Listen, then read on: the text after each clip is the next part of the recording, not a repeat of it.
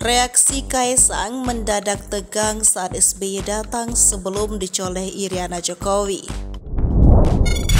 Pernikahan Kaisang Pangarep dan Erina Gudono Minggu 11 Desember 2022 masih menyisakan cerita unik. Seperti diantaranya saat Presiden Republik Indonesia ke-6 Susilo Bambang Yudhoyono memberikan ucapan.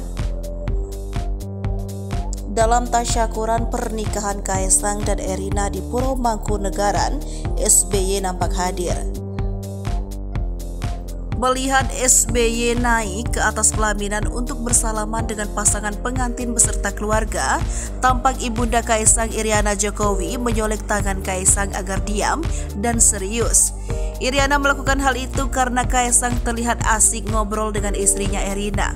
Dia bahkan terlihat antusias bercerita sampai mengangkat kedua tangannya.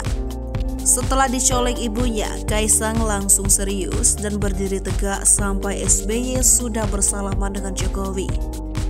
Momen tersebut memantik komentar netizen yang menyaksikan acara tersebut secara live.